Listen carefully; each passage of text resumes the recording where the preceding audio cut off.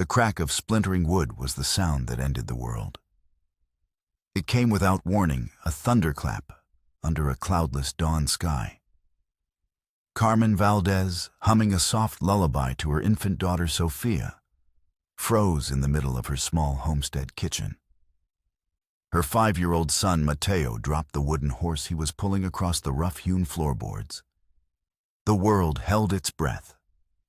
Then came the second sound, the shattering of glass as the front window imploded, spraying the room with glittering shards. Outside, the silhouette of a dozen riders blotted out the rising sun. They did not whoop or holler like common bandits. They moved with a chilling, disciplined silence, their forms dark and purposeful against the amber horizon. At their head sat a man on a jet-black stallion, his posture as ramrod straight as a preacher's, his face obscured by the wide brim of his hat. Miguel Carmen screamed, her heart seizing in her chest. Her husband was in the barn tending to their only mule. She scooped Sophia from her cradle, grabbing Mateo's hand with a grip of iron. The front door, the one Miguel had carved with intertwining vines for their wedding day, burst from its hinges. The man from the black horse stepped inside his boots, making no sound on the dusty floor. He was tall and slender, dressed in a tailored black coat that was immaculate despite the trail. He took off his hat, revealing a pale, narrow face, eyes the color of a winter sky, and hair as dark and sleek as a raven's wing. He looked around the simple cabin at the handmade quilts, the single shelf of books, the wildflowers in a clay jar with an expression of mild distaste. "Mrs. Valdez," he said, his voice a low, educated murmur that was more unsettling than any shout. "I am Silas Kane." Miguel charged in from the back door, a pitchfork held before him like a spear. He was a good man, a strong man, his face a testament to hard work and sun, but he was one man against many. "Get away from my family," he roared, his voice thick with fury. Silas Kane did not even turn. 2 of his men, hulking figures reeking of whiskey and leather, moved to intercept Miguel. The fight was brutally short. The pitchfork was torn from his grasp. A rifle butt slammed into his side, and he crumpled to the floor, gasping for air. Miguel Carmen cried, shielding her children with her body. Silas tutted, a sound of polite disappointment. "There is no need for such unpleasantness. I am here on a matter of business." He glided toward Carmen, his cold eyes scanning her, finally settling on the silver locket resting against her collarbone. Then he said, his voice soft, almost a whisper, "Where did you get that?" Carmen's hand flew to the locket, a desperate protective gesture. "It was my husband's, a family heirloom." "Indeed," Silas murmured. He reached out his gloved fingers, impossibly gentle, as he took the locket. He did not snatch it. He received it as if it were his by right. He snapped it open. Inside, a tiny, faded portrait of a young woman with sad eyes stared back. Silas's expression flickered, a momentary spasm of something that might have been pain or hatred or both. He snapped it shut and slipped it into his waistcoat pocket. "That is mine." Carmen sobbed, a fresh wave of terror washing over her. The locket was more than silver. It was memory, a link to the life they had built on this small, sun-baked patch of earth. "No, Mrs. Valdez," Silas corrected her calmly. "It never was." He turned to Miguel, who was struggling to rise. "Your husband, I'm afraid, purchased stolen property. This land, that trinket, all of it." He gestured to his men. "Justice, you see, is a matter of perspective. It is time this debt was paid in full. Burn it." The order was delivered with the same dispassionate tone he might use to order a cup of tea. His men moved with practiced efficiency. Torches were lit. The dry timber of the barn caught first, erupting in a hungry roar of orange and red. Miguel, with a final desperate surge of strength, lunged for Silas. A single gunshot echoed through the canyon, sharp and final. Carmen's scream was swallowed by the crackle of the flames. She saw her husband fall, a dark stain spreading across the front of his simple, homespun shirt. The world narrowed to that single, impossible image. The smell of smoke filled the air, acrid and suffocating. One of Silas's men grabbed her arm. "The boss wants you gone." A lesson for the others. He dragged her and the children out of the cabin just as the roof began to groaning under the fire's assault. She was thrown into the dirt, landing hard on her shoulder. Mateo was wailing a high, thin sound of pure terror. Sophia was screaming in her arms. Carmen looked up and saw Silas Kane mounting his horse. He looked down at her, his face a mask of cold satisfaction. "Your husband learned his lesson," he said, his voice carrying clearly over the inferno. "You will too." With that, he and his men turned and rode away, leaving her in the ruins of her life with nothing but the clothes on her back, 2 terrified children, and the all-consuming fire devouring her past. As the flames licked at the sky, Carmen Valdez knew she had only one choice. She could lie down and die in the ashes, or she could run. She looked at the faces of her children, streaked with soot and tears, and found in strength she never knew she possessed. She pulled a strip of cloth from her torn dress, hastily bandaging a gash on her arm where a splintered timber had struck her. Then, scooping Sophia into her arms and taking Mateo's hand, she fled not toward the town that had already bent its knee to Silas Kane, but toward the jagged, unforgiving mountains to the north. She ran toward a legend, a ghost story whispered around campfires, the one man who might be able to stand against the devil who had just destroyed her world. She ran in search of the Cartao warrior. Jedediah Stone lived with ghosts. They were his only companions in the hidden narrow canyon he called home. The ghost of the man, he had been a reckless youth with a fast gun and an empty heart. The ghost of the partner he had failed, whose face still surfaced in his nightmares.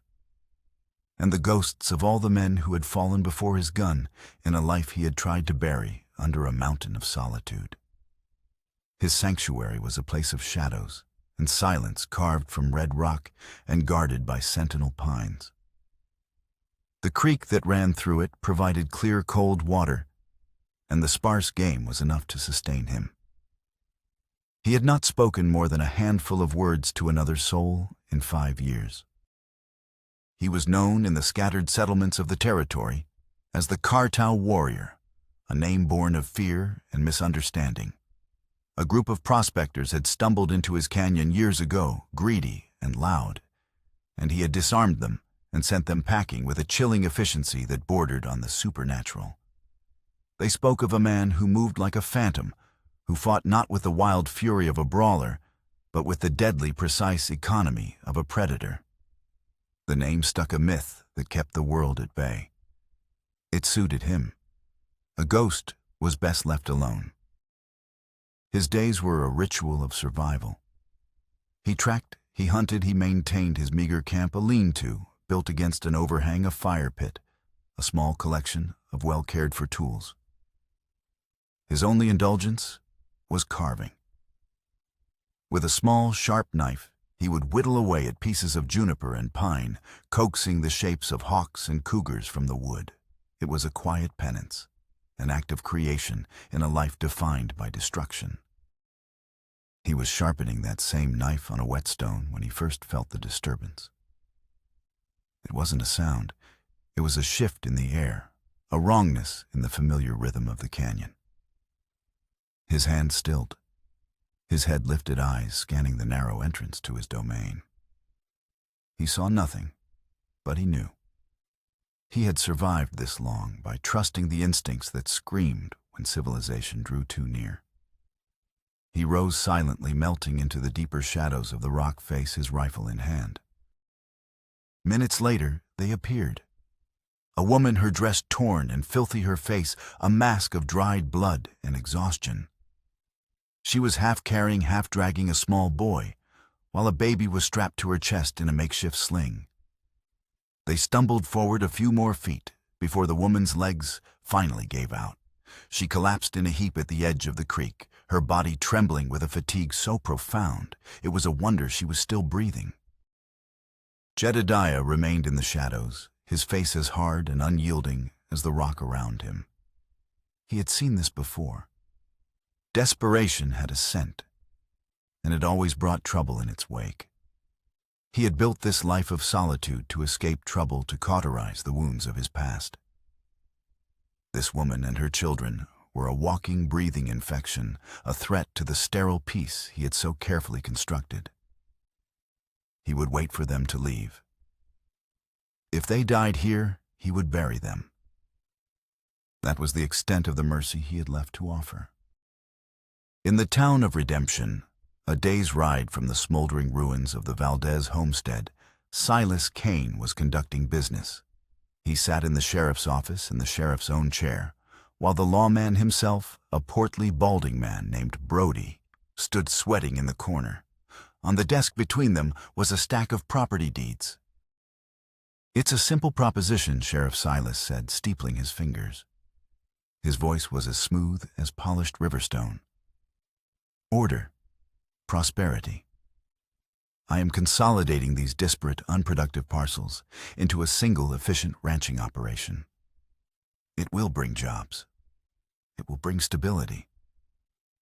All I require is your cooperation in ensuring the transitions are smooth."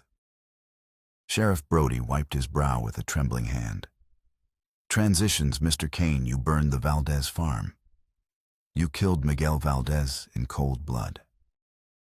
Silas sighed, a theatrical expression of weariness. An unfortunate but necessary consequence of Mr. Valdez's stubborn refusal to accept a generous offer.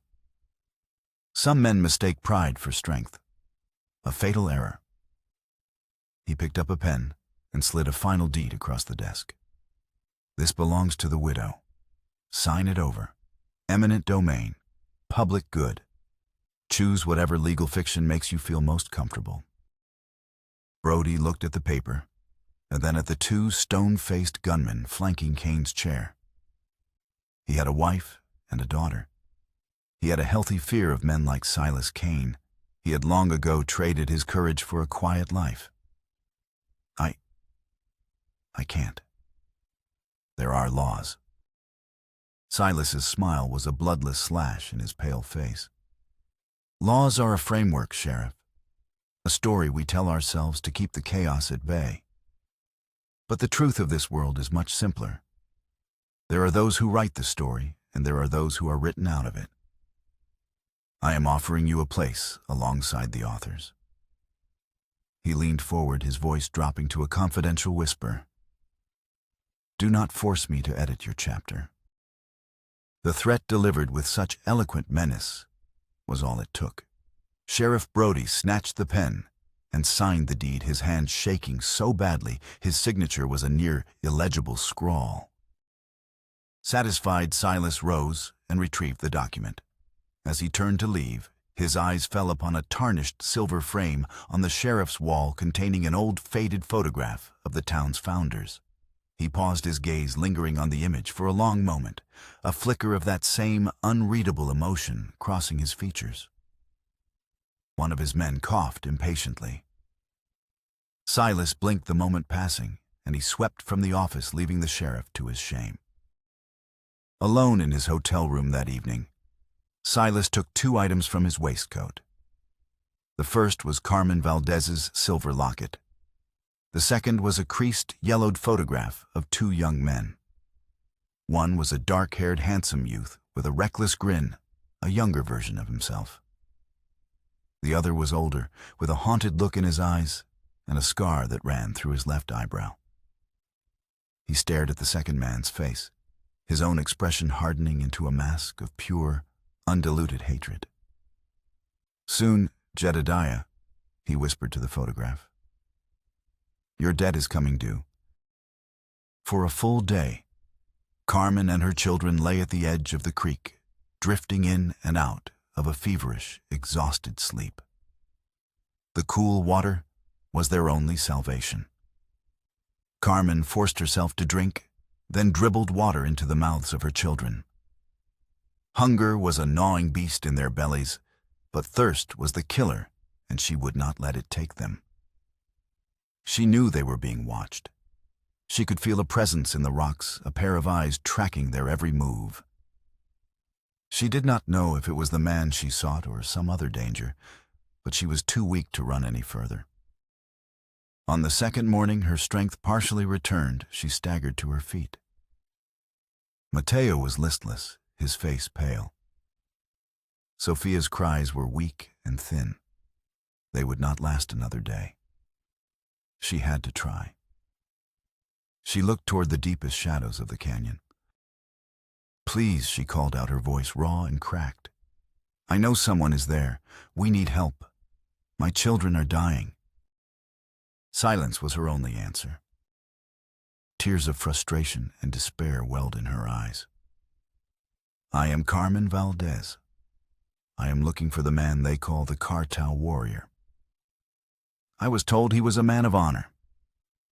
It was a lie, a desperate gamble.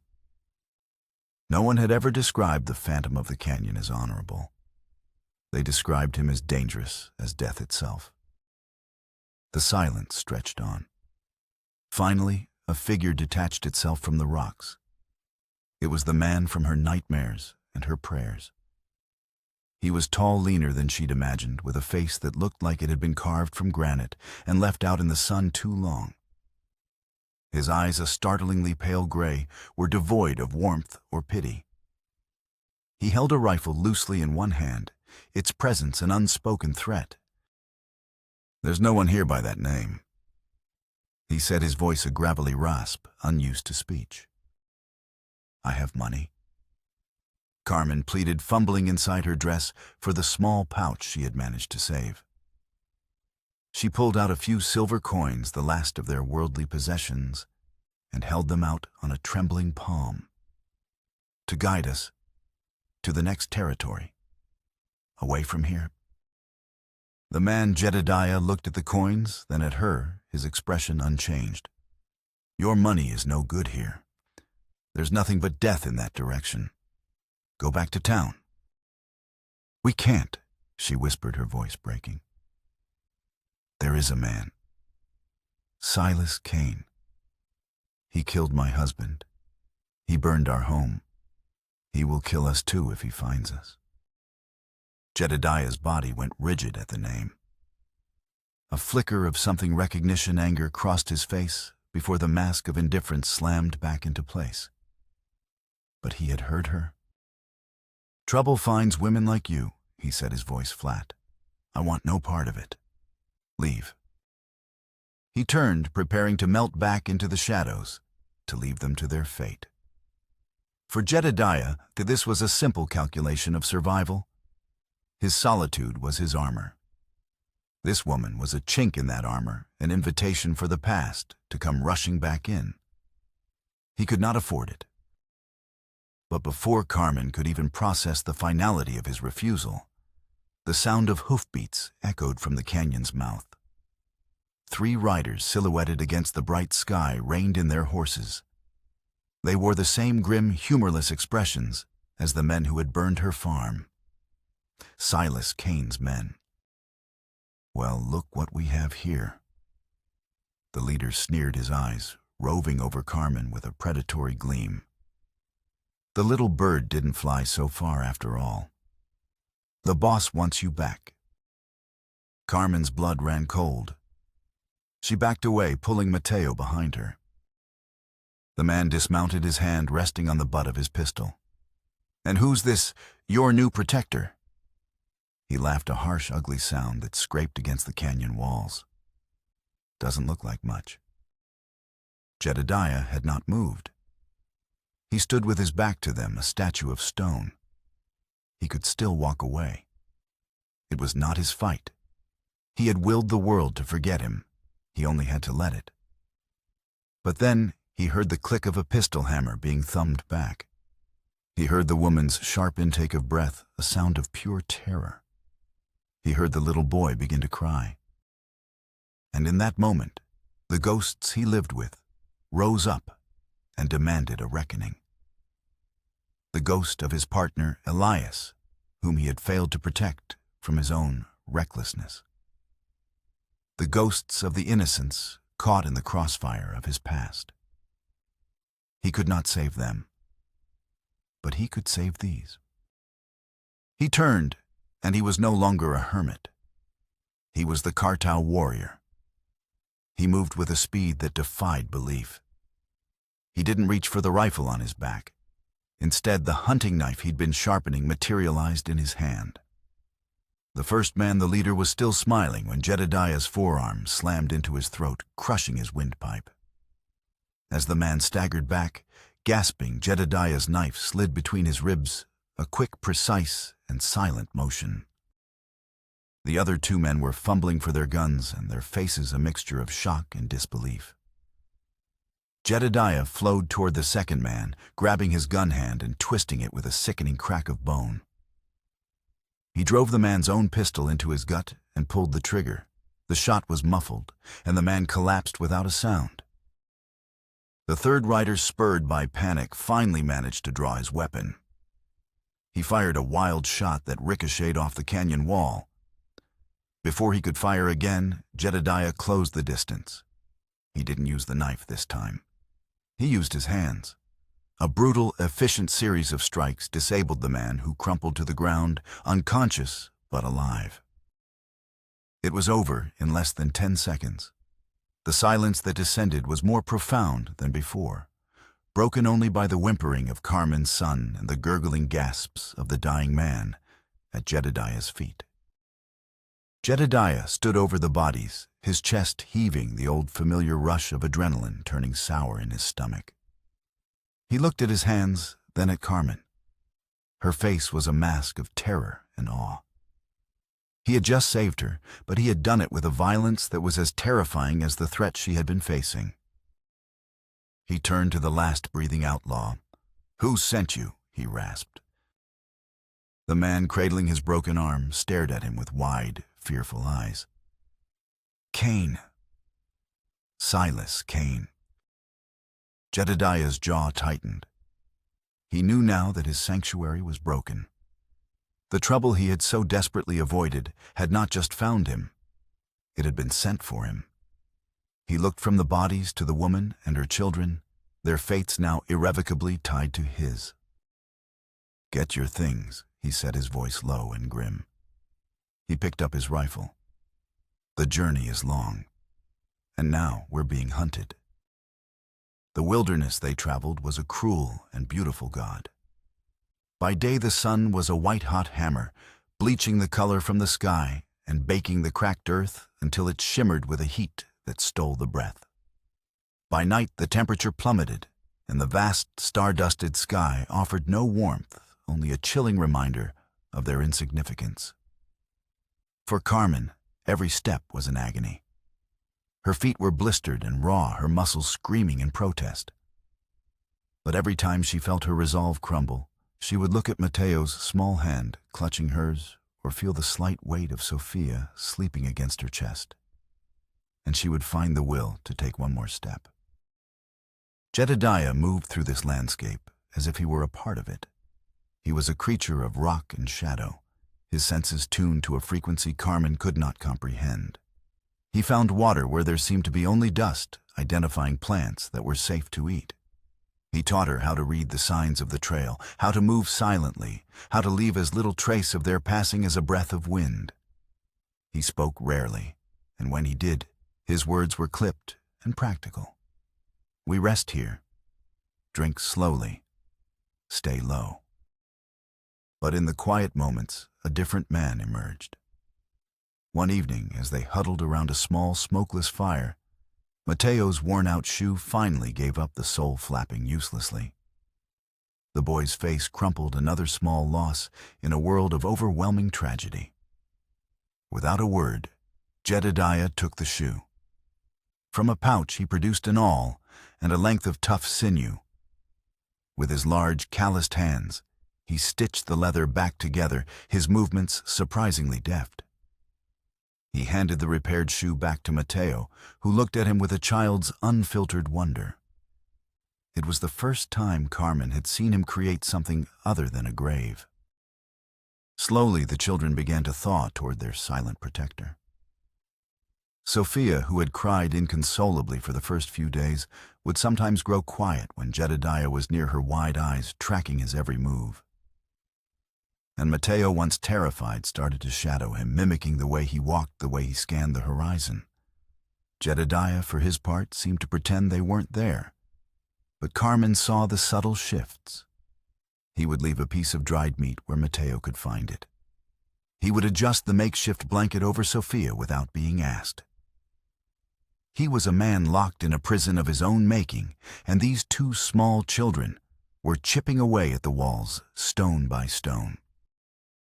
Their journey took them to a small, forgotten outpost, little more than a trading post and a handful of cabins huddled by a muddy creek. It was a place for men on the run and families with nowhere else to go. Jedediah left Carmen and the children hidden in a thicket while he went for supplies and information. He found the trading post's owner, an old man named Elias, his face a roadmap of wrinkles. Jedediah traded a few perfect pelts for flour salt and ammunition. "Haven't seen you in years, Stone," the old man, wheezed, his eyes sharp and curious. "Thought maybe a rattler finally got you." "Not yet." Jedediah grunted. "There's a man named Cain, operating out of Redemption. What do you know about him?" Elias spat a stream of tobacco juice into a nearby bucket. "Cain. He's the new king. Came in a few months back with a pocket full of money and a private army. Bought up half the valley. The half he couldn't buy, he took." He leaned closer, his voice dropping. "But it's a strange thing. He ain't interested in the good grazing land to the south. He's only buying up the worthless scrub and rock to the north. All the parcels that used to belong to the old Holloway ranch before the tragedy." Jedediah's blood ran cold. The Holloway ranch. "Aye," Elias said, nodding. "Wiped out it was. 10, maybe 12 years ago. A botched robbery, they said. Old man Holloway and some outlaw killed each other. Tragic. The family scattered after that. Land was sold off for pennies on the dollar." The pieces began to click into place in Jedediah's mind, forming a picture he did not want to see. He returned to Carmen, his face grimmer than ever. That night, under a sliver of moon, he finally asked the question that had been burning in his mind. "Your locket," he said, his voice low. "You said it was an heirloom." Carmen nodded, clutching the empty space on her neck where it used to hang. "It was Miguel's. His father gave it to him. But it was older than that. It belonged to the woman who owned our land before us. She left it behind when she fled. She was a Holloway." The name fell between them like a stone. Holloway. The robbery. The tragedy. It all came rushing back to Jedediah in a torrent of guilt and memory. He saw it as clearly as if it were yesterday. He was young, barely 20, running with a charismatic but unstable outlaw named Elias. Their leader, a man they called Blackwood, had sent them to rob the Holloway ranch, promising an easy score. But it had gone wrong. Elias had been trigger-happy, spooked by a shadow. He'd fired, and Holloway had fired back. In the ensuing chaos and the smoke and confusion, Jedediah had pulled his own trigger. He had been aiming for Holloway, but Elias had stumbled into his path. The bullet meant for their target had struck his partner, his friend, killing him instantly. Jedediah had fled, leaving a scene of carnage behind him, believing Blackwood had died in the fire that consumed the ranch house. He had been running from that moment ever since. He looked at Carmen, at the innocent woman caught in the tangled web of his past. The full, horrifying truth settled upon him. Elias's full name. He had never used it, preferring the single moniker of the trail. But Jedediah remembered hearing it once in a drunken boast. Elias Cain. Silas Cain was his younger brother. This wasn't about land. It was never about the locket. It was about him. The meticulous acquisition of the Holloway lands, to the terrorizing of the new owners, it was all an elaborate patient trap. Carmen and her family were not the targets. They were the bait. "This isn't about you," he said to her, his voice heavy with a decade of guilt. He couldn't bring himself to confess the whole story, to tarnish her memory of a husband who had been an innocent victim. But he had to tell her something. "It's about me. Cain isn't hunting you. He's hunting me. And he used you to draw me out." Carmen stared at him, her eyes wide with confusion and a dawning horror. The world, which had already been turned upside down, was now revealed to be a far more sinister and personal hell than she could ever have imagined. She was not a random victim of greed. She was a pawn in a ghost story, a piece in a game of vengeance she didn't even know was being played. The revelation hung between them, a toxic fog that poisoned the air. They pushed on toward redemption, the town no longer a sanctuary, but a destination and the inevitable stage for a confrontation. Jedediah now understood he could not avoid. He could not run from this. Silas Cain had made sure of it by weaving innocent lives into the tapestry of his revenge. To save Carmen and her children, Jedediah had to face the ghost of Elias Cain and the past he had tried to outrun. They arrived at the outskirts of redemption under the cloak of twilight. The town was eerily quiet, the streets patrolled by Cain's men. Fear was a palpable presence hanging in the air like dust. Jedediah found a room for them in a small rundown boarding house on the edge of town, paying the nervous owner with the last of the pelts. "Stay here. Lock the door. Do not open it for anyone but me," he commanded Carmen, his voice leaving no room for argument. His plan was to find Sheriff Brody to force the law to act. It was a fool's hope, but it was the only one he had. He slipped through the back alleys of the town, moving like the phantom of his reputation. He found the sheriff's office dark, but a light burned in the small house behind it. He peered through the window and saw Brody sitting at his kitchen table, his head in his hands, a bottle of whiskey beside him. Jedediah circled to the back door and entered without a sound. Brody looked up, his eyes wide with terror. "Stone," he breathed. "The Cartel warrior." "I'm not a ghost, Sheriff," Jedediah said, his voice a low growl. "But the man running your town is making them. Silas Cain murdered Miguel Valdez. He kidnapped his family. I brought them back. You need to arrest him." Brody laughed, a hollow, broken sound. "Arrest him with what he owns this town. He has 20 guns on his payroll. I have this." He patted the tarnished badge on his chest. "It's just a piece of tin stone. It won't stop a bullet." "Then give it to someone who isn't afraid to try." Jedediah shot back his contempt, unconcealed. Before Brody could answer, the front door of the house burst open. 2 of Cain's men stood there, rifles leveled.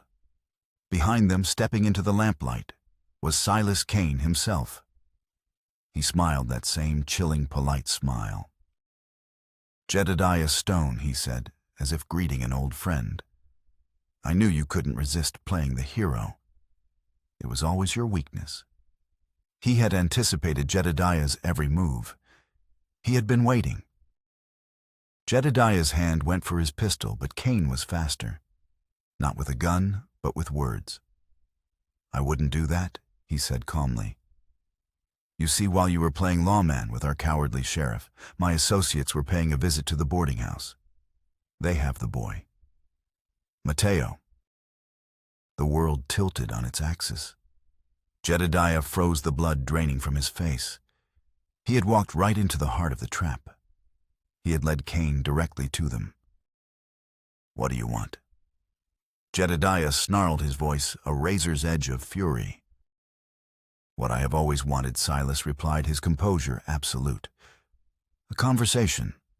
A final settlement of an old family debt.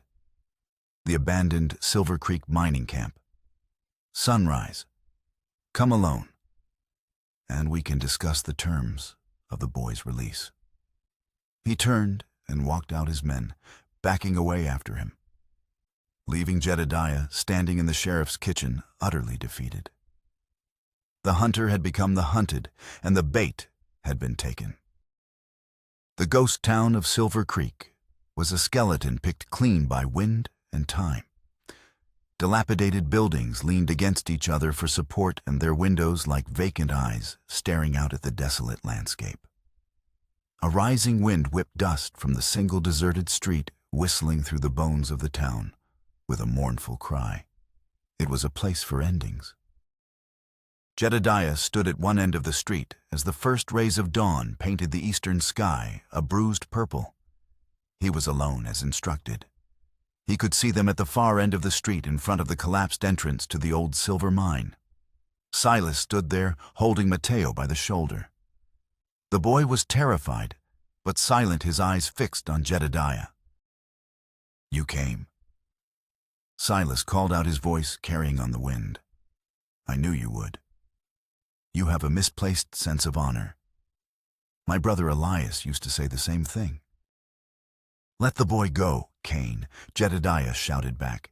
"This is between you and me." "Oh, it is," Silas agreed, his voice laced with venom. "It has always been about you. For 12 years I have thought of nothing else. The day my brother died, a part of me died too. I rebuilt myself on a foundation of a single promise: to find the man who killed him and strip away everything he ever cared about. Imagine my disappointment when I found you had nothing. No friends, no family. Just a hole in the ground. So I had to provide you with something to lose." He gestured to Mateo. The wind was picking up now, the sky darkening with the ochre haze of an approaching dust storm. The air grew thick, electric. "You think your brother was a saint," Jedediah yelled, taking a slow step forward. He was reckless. He panicked. The robbery was a mistake. The robbery, a new voice echoed from the shadows of a nearby building, was a perfect success. A figure stepped out into the street. He was an older man, with a face like a knotted rope and eyes as cold and dead as a shark's. A jagged scar ran down the side of his face, a relic of a long-ago fire. Jedediah stopped dead. He knew that face. It was a face that had haunted his nightmares for over a decade. "Blackwood," he whispered. He had thought his old gang leader was dead, burned to death in the fire at the Holloway Ranch. Blackwood smiled, a predator's baring of teeth. "You always were a sentimental fool, Jedediah. You thought that fire was an accident. I set it myself. To cover our tracks, to make the world think we were all gone." He gestured toward Silas. "The boy here found me a few years back, burning with a righteous fire for vengeance." It was all very touching. I decided to help him to finance his little venture. There's a rich vein of silver under that Holloway land, you see. Elias was too stupid to see it, and you were too honorable. But with you out of the way, it's all mine. The secondary twist was a physical blow. Blackwood, the puppet master, had orchestrated everything. The botched robbery, Elias's death, Silas's long-simmering revenge, it was all part of his own greedy, patient plan. Jedediah was a loose end, and Carmen's family was just the tool to tie it off. At that moment, the storm hit. The world dissolved into a howling, blinding vortex of sand and fury. Visibility dropped to near zero. It was chaos, and in chaos, Jedediah was king. A gunshot cracked through the roar of the wind, Blackwood's signal. Men appeared from the derelict buildings, firing blindly into the storm. Jedediah dove behind an overturned wagon, the sand stinging his face like 1,000 tiny needles. He couldn't see Silas or Mateo. He had to end this. Now. He moved not as a man, but as a wraith, using the storm as his cloak. He circled around the buildings, the wind muffling his footsteps. He found one of Blackwood's men disoriented by the storm and took him down silently from behind. He took his pistol. 2 guns were better than 1. The climax was not a single clear gunfight, but a series of brutal close-quarters encounters in the blinding dust. He used the terrain, the howling wind, the confusion. He was the Kartau warrior, a phantom of vengeance in a world gone mad. He fought for his life, but more than that, he fought for the life of the boy, for the woman who had trusted him, for the slim chance at a future he hadn't even known he wanted. From the edge of the storm, another shot rang out, but this one was different. It came from a smaller gun. Carmen. She had followed him. She couldn't see what she was shooting at, but her desperate act was the diversion he needed. Blackwood and his men turned their attention toward the new threat, and in that split second, Jedediah saw his chance. He burst from the cover of a collapsed saloon and sprinted toward the mine entrance. Silas was there, trying to drag a struggling Mateo into the darkness. He saw Jedediah coming and drew his own pistol, firing wildly. The bullet tore through the flesh of Jedediah's left arm, a searing line of fire, but he didn't slow down. He crashed into Silas, and the 2 men went down in a tangle of limbs. The fight was raw and primal. It was not about skill. It was about will. Silas fought with the cold fury of a man, avenging his blood. Jedediah fought with the desperate strength of a man, protecting a life that was not his own. He finally gained the upper hand, his fist connecting with Silas's jaw. The man's pistol flew from his grasp. Jedediah pinned him to the ground, his own gun pressed to Silas's temple. He looked into Silas's eyes, the same winter sky eyes as his brother, and saw not a monster, but a man twisted by grief and manipulated by greed. For a moment, the old Jedediah, the killer, surfaced. He could end it. He could pull the trigger and silence the ghosts for good. But then he heard a small voice cry out, "Jedediah." He looked over and saw Mateo safe, huddled behind a rock. He saw Carmen running toward them through the swirling dust. He saw a future, and he knew that killing this man would not silence his ghosts. It would only create new ones. He made a choice. He was not a killer anymore. He was a protector. He brought the butt of his pistol down hard on Silas's head, and the man went limp.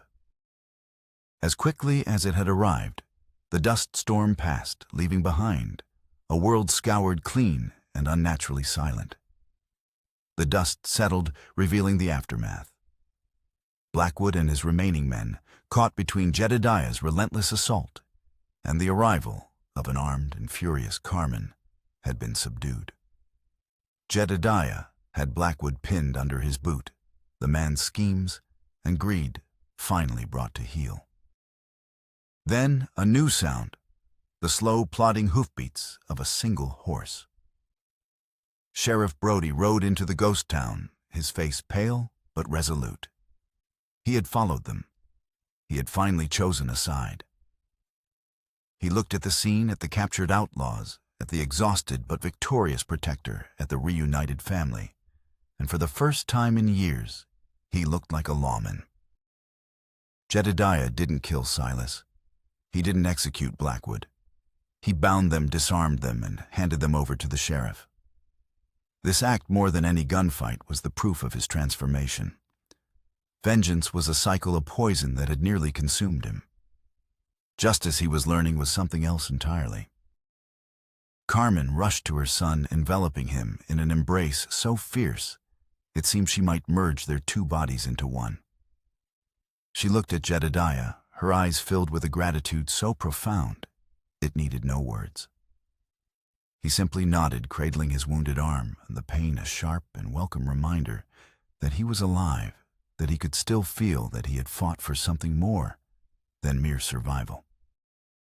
He tended to his wounds, as Carmen tended to her children, the weight of the day, of the last 12 years, settling on his shoulders. But it was a different weight now. It was not the crushing burden of guilt, but the solid grounding weight of responsibility. He looked at his hands, no longer just instruments of death, but tools that had protected, that had saved. The past was not erased, but for the first time, it felt like it no longer had to define his future. Weeks later, the sun shone down on a scene of creation. The Valdez homestead was rising from the ashes. Aided by Sheriff Brody and a handful of townsfolk who had finally found their courage, the frame of a new cabin stood against the sky. The scent of fresh-cut pine replaced the lingering smell of smoke. It was a testament to resilience, a symbol of a community stitching itself back together. One quiet afternoon, Jedediah rode out alone. His journey took him to the overgrown, forgotten site of the old Holloway Ranch. He walked through the weeds until he found the place the spot seared into his memory, where his partner, Elias Kane, had fallen. For 12 years it had been an unmarked patch of earth. Jedediah knelt. From his saddlebag, he pulled a simple wooden marker he had spent the last week carving. With his own hands, he drove it into the soil. The letters were rough, but clear: Elias Kane. It was not an act of forgiveness, but of acknowledgement. A quiet, final closing of a bloody chapter. He returned to the Valdez farm, as the sun was setting, casting long shadows across the valley. Carmen was on the porch of the half-finished cabin, watching Mateo and Sofia chase grasshoppers in the tall grass. She looked up as he approached, a small, hopeful smile on her face. He dismounted and walked toward her. From his pocket he produced the silver locket. It was cleaned and polished, the chain repaired. He held it out to her. "This belongs to you," he said. Carmen took it, her fingers brushing his. She opened it, looked at the sad-eyed woman inside, and then closed it, a gesture of finality. "Thank you, Jedediah," she said softly. "For everything." An easy silence fell between them. It was the moment he was supposed to leave. The hero, his duty done, was supposed to ride off into the sunset, back to his solitude. It was the ending his old life demanded. "The world is a big place, Mr. Stone Carmen," said her voice, quiet, a gentle release. "Where will you go now?" Jedediah looked past her at the sturdy new frame of the home. He watched Mateo show his little sister a caterpillar cupped in his hands. He heard the sound of a hammer of life being rebuilt. He looked at the vast, open country stretching out before him, a landscape that had once represented an escape, a hiding place. Now it just looked empty. He turned his gaze back to her, to the small, determined family that had inadvertently saved him from his own ghosts. "It is," he said, his voice softer than she had ever heard it. He looked at the half-built barn, at the tools lying on the ground. "But this seems big enough." Before Carmen could fully comprehend his words, he bent down, picked up a hammer, and walked toward the barn. The rhythmic, steady sound of his work echoed in the twilight air, a sound not of an ending, but of a beginning. He had chosen a future over a past, a home over a horizon.